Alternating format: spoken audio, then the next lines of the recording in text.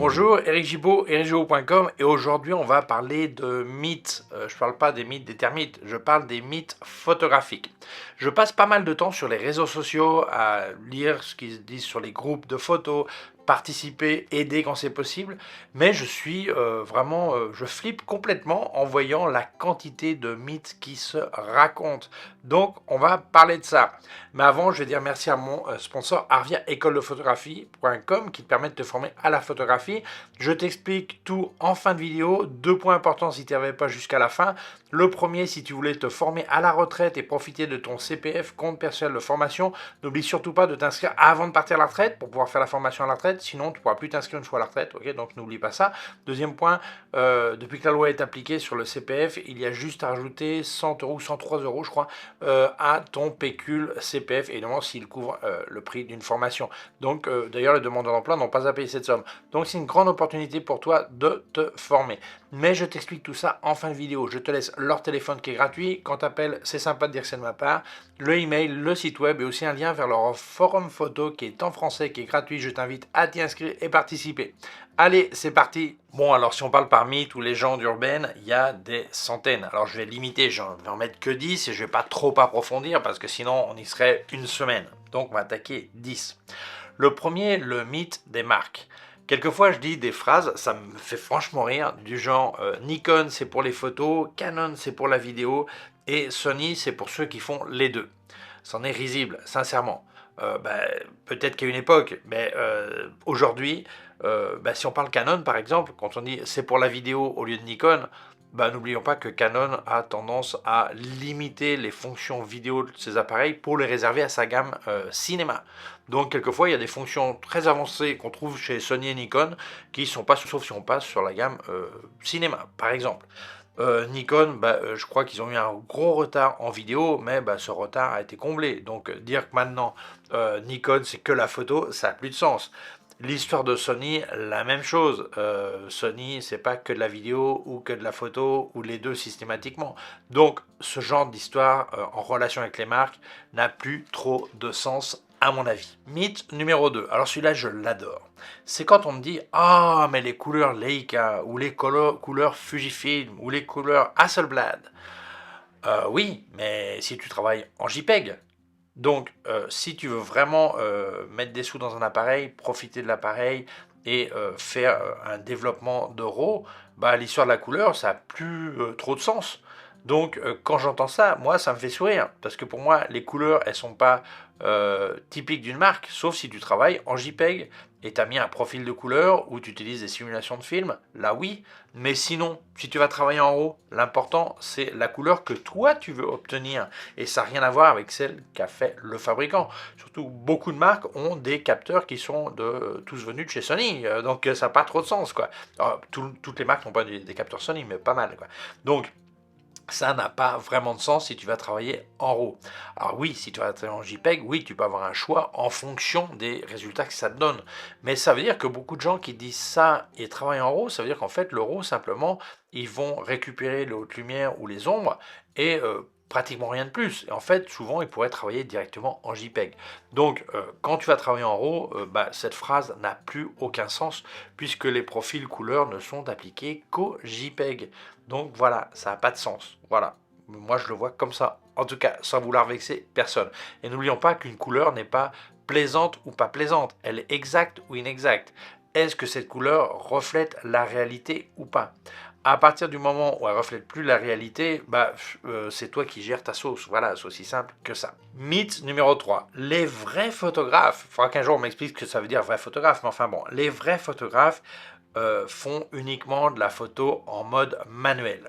Et là, je me marre franchement, parce que oui, la plupart utilisent le mode manuel quand ils sont en situation stable de lumière, pour qu'il n'y ait pas une mesure qui se fasse entre chaque photo, et si tu te plantes sur la mesure, ta série peut surexposer, sous-exposer, surexposer, sous-exposer. Mais sinon, il n'y a pas vraiment de problème à ne pas utiliser un mode manuel, mais automatique ou semi-automatique. Exemple, un petit photographe de quartier, alors grand respect à ce monsieur, je disais en rigolant, si on parle de Sébastien Salgado, le photographe brésilien, alors les Français vont dire il est aussi français, ouais, bon, il est brésilien et après la nationalité française en deuxième nationalité, la dominicaine maintenant, mais enfin bon, ça c'est un autre débat. Eh bien lui, dans une interview que j'avais lue dans Chasseur d'images il y a très longtemps, eh bien il expliquait qu'il travaillait en priorité ouverture. Pour lui, l'ouverture, c'est ce qui lui permet de décider sa profondeur de champ. Et comme il disait, avec le prix que coûte un appareil photo, il est quand même capable de calculer la vitesse d'obturation. Et comme de toute façon, quand on voit une photo finie, on est incapable de savoir si elle a été faite en mode manuel, en mode semi-automatique ou en mode automatique, ce commentaire est absurde. Il y a tout type de photographes, même professionnels, qui utilisent aussi bien manuel que semi-automatique ou automatique. L'automatique, c'est moins courant, mais il y a le mode P aussi, voilà. Donc, bref, n'oublions pas ça. Ça n'a pas de sens de dire cette phrase, c'est un mythe. Énormément de photographes professionnels, ou de vrais photographes, comme certains disent, utilisent autre chose que le mode manuel. Mythe numéro 4. Les vrais photographes, encore eux, on a attaqué aujourd'hui par les vrais photographes, utilisent le RAW et ne font pas de JPEG. Mais ça, c'est encore un mythe. Oui, la plupart utilisent le RAW parce qu'ils veulent retravailler les photos derrière. Mais quand on voit les événements sportifs où l'agence de presse Reuters, qui est une des plus grosses au monde, cette agence oblige ses photographes à travailler en JPEG pour deux raisons. Premièrement, ça filtre. Ça permet que le photographe, ce ne soit pas un mec qui appuie sur un bouton et c'est tout, sinon un mec qui sait exposer correctement sa photo directement en JPEG. Premier point. Deuxième point, ça leur permet de transférer directement les fichiers de l'appareil photo vers le smartphone et du smartphone directement à l'agence. De cette manière, immédiatement, ils peuvent déjà commencer à distribuer ou vendre les photos. Il n'y a pas de temps à perdre, le but vient d'être marqué, on ne veut pas la photo du but après le match, on la veut tout de suite. Donc, ils obligent leurs photographes à travailler en JPEG. Il y a énormément de cas de photographes professionnels qui travaillent en JPEG. Donc, dire que le vrai photographe travaille en RAW, c'est absolument ne pas connaître le monde de la photographie de certains secteurs. Il ne faut pas l'oublier. Donc ça, c'est un mythe. Non, beaucoup de photographes pro travaillent en JPEG. Alors je dis pas que vrai photographe veut dire pro, hein. Il y a des vrais photographes qui sont pros et il y a des pros qui sont qui ne devraient même pas être photographes. Ça c'est notre histoire. Voilà. Mythe numéro 5. Alors celui-ci je l'adore. Je l'adore, c'est une bonne photo doit raconter une histoire. Mais ça c'est du n'importe quoi. C'est une phrase qui est sortie de contexte. Oui, il y a des photos qui racontent une histoire. Alors d'abord, premièrement, très souvent, cette histoire ne correspond absolument pas à ce que voulait raconter le photographe. Nous, on raconte notre histoire en fonction de ce qu'on voit. Mais si ça se trouve, on voit quelque chose, on imagine la situation, et ça n'a absolument rien à voir avec cette situation, premièrement. Donc, un bon photographe peut peut-être nous faire imaginer des histoires, mais les nôtres, pas forcément les siennes. Premier point. Deuxièmement, ça correspond à une petite partie de la photographie. L'immense majorité de la photographie est de la photographie documentaire, de la photographie commerciale, de la photographie, je dirais, de catalogue. Et ça, eh bien, ça n'a absolument rien à raconter. Si je prends le catalogue d'un quincaillier et je cherche la page des vis, par exemple, quelle histoire va me raconter ce boulon ou cette vis? Aucune, c'est simplement voir la taille, le filetage avec le petit texte dessous et c'est tout. Ça n'a pas raconté d'histoire du tout. Et ça, c'est l'immense majorité des photos. Ce qui se passe, c'est que cette phrase a été sortie de contexte et maintenant tout le monde l'applique à tout. Ça n'a aucun sens, c'est un mythe. Une bonne photographie peut être excellente et ne rien raconter du tout ou te faire raconter ce que toi tu veux, mais c'est pas le photographe qui raconte. Voilà, c'est aussi simple que ça. Après, cette phrase correspond en fait à un photographe qui, il me semble, faisait la photo documentaire en situation de guerre. Et oui, pour lui, l'important, c'est que cette photo retransmette la tension, la peur, le stress, le danger. Oui, là je suis d'accord, mais on ne peut pas appliquer ça à toutes les photos qu'on fait. Ça n'a absolument aucun sens. Il faut arrêter de sortir les phrases de contexte et il faut les laisser dans leur contexte. Et si on les généralise, ben, ça ne veut plus rien dire, ça en devient complètement risible. Alors si jamais tu voulais me filer un coup de main, moi aussi je peux t'aider, j'ai activé la zone membre de ma chaîne. Là, je parle pas matos, je parle uniquement technique photographique, trucs, astuces, conseils. Il y a un petit bouton rejoindre sous la vidéo pour que tu aies accès aux vidéos exclusives pour les membres. Je te laisse aussi des liens affiliés en description, ça serait vraiment très gentil de les utiliser. Et n'oublie pas, si tu achetais chez Digit Photo, ça serait vraiment sympa, comme à l'écran, là où ça marque code créateur, si tu marques Jibo, ça me file un coup de main. Il y a une case à côté qui dit code promo. Si tu mets le code là, eh bien, ça sera encore moins cher pour toi. Donc profites-en, moi je les partage régulièrement sur mes réseaux sociaux pour que tu puisses en profiter. Alors c'est compatible les deux, hein. Tu mets mon code et le code promo l'un à côté de l'autre, hein. Il y a les deux cases. Voilà, donc merci beaucoup, ça m'aide vraiment. Et parlant de code promo, eh bien, je te rappelle qu'avec Luminar Neo ou à partir de Skylum, tu as 10% de remise en plus avec mon code Eric10. Je dis en plus parce que y a souvent des offres et si tu mets quand même mon code, c'est encore moins cher pour toi. Donc profites-en. Mille merci parce que ça m'aide vraiment. Continuons. Mythe numéro 6. En photographie argentique, on ne retouchait pas les photos. Mais ça, c'est du n'importe quoi. Il suffit de voir les photos de Ansel Adams, le négatif original et comment il a fait le tirage. Ça n'a absolument rien à voir. C'est-à-dire que oui, on a toujours retouché les photos quand on voulait faire de la photographie à niveau avancé. Non seulement de la retouche au niveau de zone et tout ça, mais aussi au niveau de montage. Il y a énormément de photos qui se faisaient il y a 100 ans, qui étaient des montages de plusieurs photos, recollées, recoupées, refotographiées, et c'était des montages. Donc, il faut arrêter de dire ça. Les gens qui disent ça, il y a deux options. Ou ils n'ont jamais fait de photographie argentique, ou quand ils en faisaient, ils emmenaient, comme ma grand-mère faisait, la bobine de film au magasin et une semaine plus tard, elle récupérait ses photos en papier et effectivement, il n'y avait pas de retouche photo. Oui, c'était directement ce qu'elle avait fait. Quoique même les labos faisaient quand même sur la machine quelques petits ajustements, voilà. Mais dans l'ensemble, il n'y avait absolument rien, en tout cas pas une retouche par zone et tout ça. Donc, faut arrêter ce blabla.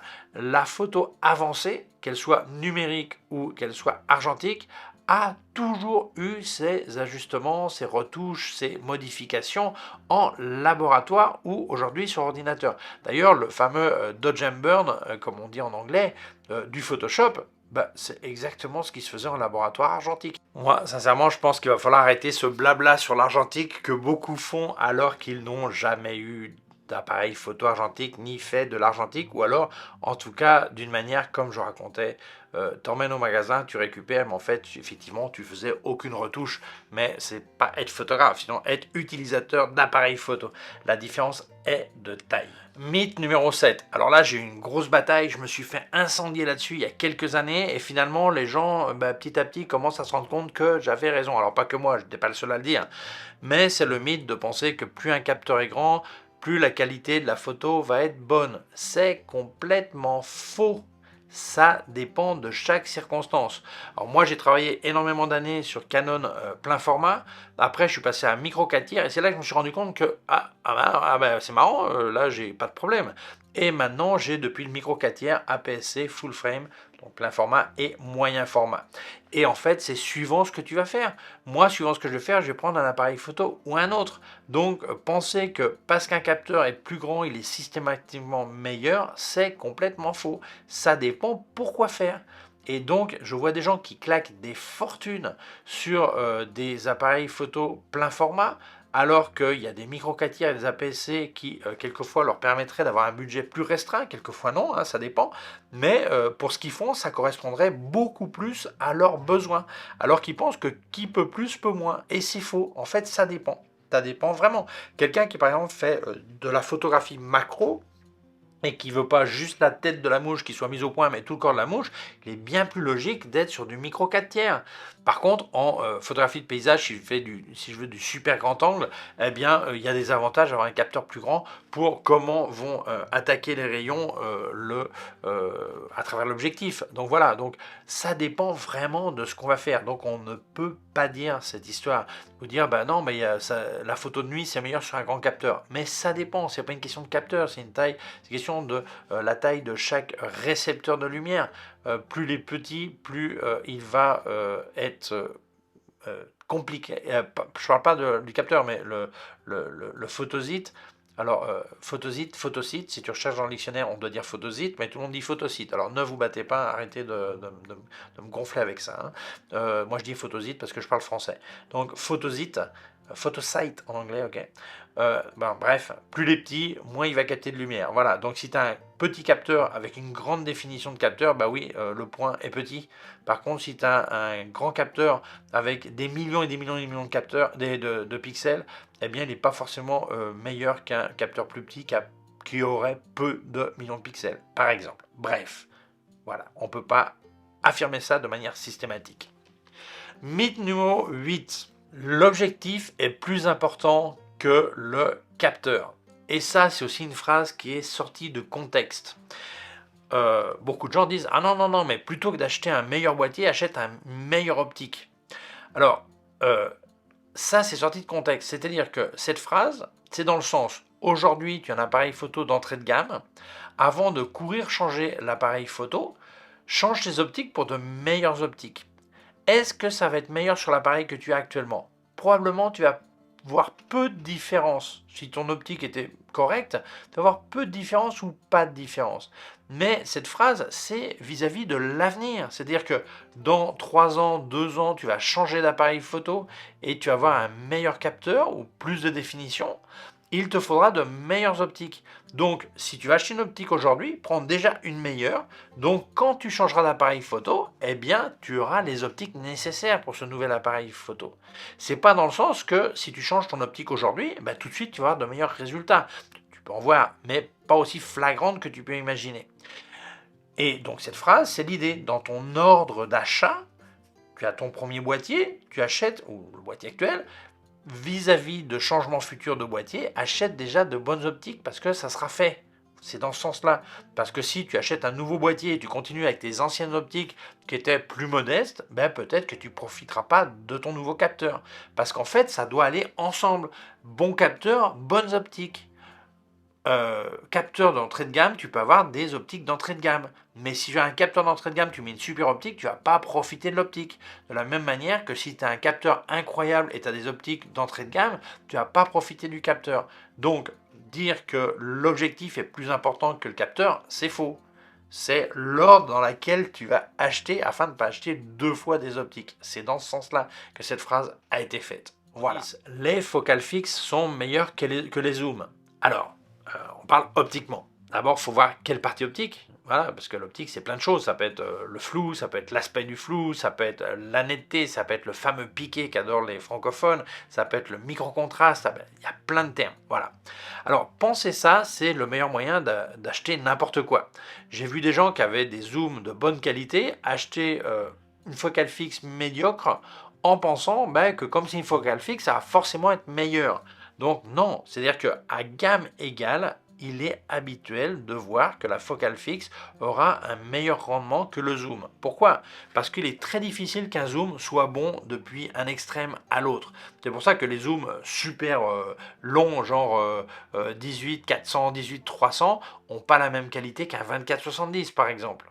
Où là, c'est plus limité. Où il n'y a pas longtemps, je crois qu'il y avait, je crois que c'est Sony qui avait sorti un 15-50, ou non, un 50, un 50-100 ou un truc comme ça. Ou c'était pas, il n'y a pas une 28-50, un truc comme ça. Voilà. Donc là, c'est très court et ils arrivent à avoir une meilleure qualité. Donc, on ne peut pas dire que c'est systématique. D'ailleurs, à une époque, si on regarde la gamme Canon en réflexe, la réputation du meilleur objectif au niveau netteté, piqué, tout ça, c'était le 135 mm f2. Jusqu'au jour où Canon a sorti le 24-70 mm version 2. Et là, pour la première fois, un zoom sortait de meilleure qualité. Qualité, c'est relatif, hein, mais enfin bon, techniquement, scientifiquement, meilleur résultat que le 135 f2. Donc, on ne peut pas dire ça de manière systématique. Donc, avant d'abandonner ton zoom, regarde un petit peu par quoi tu vas le remplacer, par quelle gamme. Et après, la qualité, on ne peut pas la limiter au piqué, à la netteté. Il y a plein d'autres choses. Il y a des gens qui cherchent un aspect spécifique, une forme de point de lumière, un flair, certains cherchent un flair. Donc voilà, c'est un truc relatif. Mais dire que une focale fixe est systématiquement meilleure qu'un zoom, non, ça dépend quelle focale fixe et quel zoom, bien évidemment. Alors, j'ai gardé mon mythe favori pour le numéro 10. Cet appareil photo est obsolète. On l'entend tellement, c'est absurde. Pourquoi? Parce que nous faisons des photos de ce qu'il y a autour de nous, que ce soit des objets, des personnes, des paysages, peu importe. Est-ce que ces choses ont changé depuis 10 ans, 20 ans, 30 ans, 100 ans? Alors 100 ans peut-être oui si on fait de la photo de voiture par exemple, mais sinon est-ce que ça a changé? Est-ce qu'une mariée sort plus vite de la porte de l'église ou de la mairie aujourd'hui qu'il y a 10 ans? Non. Est-ce qu'un portrait, la personne à qui tu fais la photo est différente morphologiquement ou en général, je ne parle pas de la même qui a pris des rides, hein, depuis 10 ans? Évidemment, non. Donc l'appareil photo que tu utilisais il y a 10 ans est tout aussi capable de faire les mêmes photos que tu faisais il y a 10 ans. Autre chose, c'est que toi, tu veuilles changer de discipline photographique. Par exemple, tu faisais de la photo de portrait, et maintenant, tu veux faire de la photo d'action. Et l'appareil photo qu'il y avait il y a 10 ans pour le portrait, il est un peu court pour de l'action. Mais tu aurais pu prendre un appareil photo qui faisait de l'action il y a 10 ans aussi. Hein, voilà, donc il ne faut pas oublier ça. Et dire qu'il y a des nouveaux appareils qui ont des technologies plus avancées, mais évidemment, il y a peut-être meilleur autofocus, meilleure montée en ISO et tout ça. Mais est-ce que ça veut dire que ton appareil actuel est obsolète? Non. Simplement, il y a des appareils qui peuvent te permettre de faire les choses de manière plus facile ou plus sûre. Mais ça ne veut pas dire que ton appareil est obsolète. Simplement qu'il y a des nouvelles technologies. Mais donc, je change d'appareil parce qu'il est obsolète, non. Si tu n'as pas changé le genre de photo que tu fais, ton appareil n'est pas obsolète. Simplement, tu as envie de changer d'appareil photo, ou tu peux te le permettre, et t'en rêves, et tu le fais. Voilà. Parce que sinon, n'oublie pas la phrase suivante. L'appareil nouveau que tu viens d'acheter, qui est à la pointe de la technologie, c'est l'appareil qui sera obsolète demain matin. Donc demain matin, tu en changeras encore. Et puis après-demain, il sera obsolète le suivant. Et tu en changeras encore. Tu vas te ruiner. Tu vas te ruiner, il n'y a pas d'autre mot. Donc il faut enlever de cette tête qu'un appareil est obsolète. L'appareil n'est pas obsolète. Simplement, c'est toi qui veux de nouvelles technologies. C'est complètement différent. Autre chose, c'est que, comme j'expliquais, tu changes de style photographique ou de genre de discipline. Et là, pareil, par exemple, demain, je commence à faire la photo sous-marine. Eh bien, l'appareil que j'ai actuellement, c'est peut-être pas bon pour ça. Il faut peut-être que j'en change, par exemple. Eh bien voilà, c'était 10 mythes qu'on voit, ou légendes urbaines qu'on lit habituellement sur les réseaux sociaux. Alors, quand tu les vois, s'il te plaît, tu peux commenter, mais enfin, s'il te plaît, ne dis pas que Eric a dit, parce qu'une fois c'est arrivé, après les gens ils m'incendient à moi. Hein. Prends tes responsabilités si tu veux commenter sur un groupe, mais surtout, ne colporte pas ces histoires. Moi, ce que je te demande, ne colporte pas, parce que ce qui est incroyable en plus, c'est que ces trucs, ce sont souvent les nouveaux arrivés à la photographie qui les racontent, qui répètent bêtement ce qu'ils ont entendu. Ils pensent que de cette manière, ça fait croire qu'ils connaissent quelque chose, parce qu'ils ont un petit complexe, parce qu'ils se lancent, donc ils veulent s'affirmer dans les groupes photos, et ils lâchent ce genre de phrases, et les gens les répètent et répètent, et en fait, les trois quarts sont complètement faux, 3 quarts pour ne pas dire 100%. Donc voilà, si tu lis ce genre de truc, voilà, tu peux commenter ou rentrer dans un débat, mais en tout cas, s'il te plaît, ne colporte pas ces légendes qui n'ont aucun sens et n'apportent absolument rien. Eh bien voilà, je te remercie d'avoir vu la vidéo, j'espère qu'elle t'a plu, mais avant de te dire merci, de te dire au revoir, je vais dire merci à mon sponsor Arvia écoledephotographie.com qui permet de te former à la photographie à distance, donc par internet, mais ce n'est pas que la théorie, tu as aussi des exercices pratiques à faire que tu devras monter sur leur plateforme et ce sont des photographes diplômés en photographie qui vont te corriger. D'ailleurs, tu as une réunion virtuelle de temps en temps avec ton prof qui dit ce qui va, ce qui ne va pas, qui t'encourage et tout ça. Alors ils ont 6 types de formations, depuis devenir amateur averti, comme on dit, jusqu'à professionnel. Et les formations durent entre 8 et 12 mois, suivant celle que tu choisis, et tu vas passer 10-12 heures par semaine. Alors certains passent 8, certains passent 15, ça dépend de l'avancement de la formation, ça dépend de tes connaissances au départ, mais enfin, chose logique. Alors le mieux, c'est que tu appelles Arvia. Quand tu les appelles, c'est sympa de dire que c'est de ma part. Tu leur expliques un petit peu tes intentions de formation pour qu'ils te disent quelle est la formation qui correspond le plus à tes envies et tes besoins. Ils te parleront aussi de tarifs, mais moi je vais te parler de financement. Alors il y a plusieurs moyens, il y a une qui est très élégante, ça s'appelle l'autofinancement. Qu'est-ce que ça veut dire? Ça veut dire que tu as l'argent, tu payes. Ouais, ça fait classe, mais c'est ce que ça veut dire. Autre possibilité, peut-être que tu es demandeur d'emploi. Dans ce cas-là, mis à part te souhaiter de trouver un travail qui te plaise et qui soit bien rémunéré, tu peux déjà parler avec ton conseiller chez France Travail, Exploit l'emploi, tu lui expliques tes intentions de formation à la photographie et lui parle d'Arvia et t'expliquera comment faire un financement ou un cofinancement. Autre possibilité, si tu es en France, tu as travaillé en France, tu as l'accès au CPF, compte personnel de formation. Bien, c'est une petite bourse, un petit pécule qui s'accumule chaque année travaillée. Et un jour, tu peux l'utiliser pour te former.